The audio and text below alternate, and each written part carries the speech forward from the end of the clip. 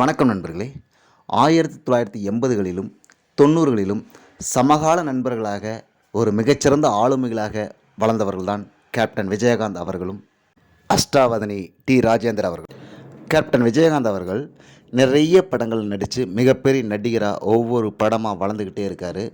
அதே சமயம் டி ராஜேந்தர் அவர்கள் கதை, திரைக்கதை, வசனம், இயக்கம், பாடல்கள், இசை, ஒளிப்பதிவுன்னு எல்லா துறைகள்லையும் இறங்கி களம் கட்டி அடிக்கிறாரு. அது மட்டும் இல்லாமல் நடிக்கவும் செய்கிறாரு. அவருடைய தொடர்ந்து பல படங்கள் ஹிட் ஆகுது.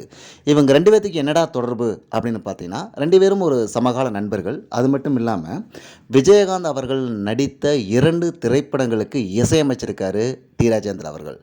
ஒன்று சட்டம் சிரிக்கிறது அப்படின்னு ஒரு படம் 1982 ஆர் ராமண்ணா அப்படின்னு ஒருத்தர் டைரக்ட் பண்ணியிருக்காரு. இந்த படத்தில் விஜயகாந்தோட சேர்த்து பிரதாப் போத்தன், ஜோதி அப்படிங்கிறவங்களாம் நடிச்சிருக்காங்க. இந்த படம் ஒரு ஆவரேஜ் படமாக இருந்துச்சு.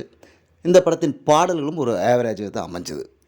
இதுக்கு அடுத்தபடியாக பார்த்தீங்கன்னா, கலைப்புலி எஸ் தானு தயாரிப்பால் மிக பிரம்மாண்டமாக உருவாக்கப்பட்ட விஜயகாந்த் அவர்கள் நடித்து முதல் முறையாக ஒரு மிக பிரம்மாண்டமான ஒரு படம் உருவாகுது. அந்த படம் தான் கூலிக்காரன்.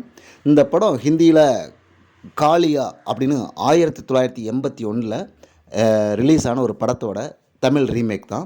இந்த படத்தை இயக்குறவர் ராஜசேகர் அப்படிங்கிற ஒரு டைரக்டரு. இந்த படத்துக்கு இசையமைப்பாளராக கமிட் ஆகிறாரு டி ராஜேந்தர் அவர்கள். இந்த படத்தில் விஜயகாந்த் அவர்களுக்காக இவர் போட்டு கொடுத்த எல்லா பாடலுமே ஹிட்டு. அதில் 2 முக்கியமான பாடல்கள் என்னென்னா, குத்துவிளக்காக குலமகளாக அப்படின்னு ஒரு படம் மிகப்பெரிய அந்த பாட்டு ஹிட் ஆச்சு. அது மட்டும் இல்லாமல் விஜயகாந்துக்கு ஒரு லேண்ட்மார்க் சாங்காக ஒரு சாங் மாறுது.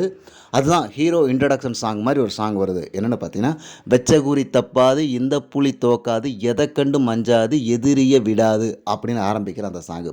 இந்த சாங்கும் அந்த காலகட்டத்தில் மிகப்பெரிய வெற்றி அடைஞ்ச ஒரு பாடலாக இருக்குது.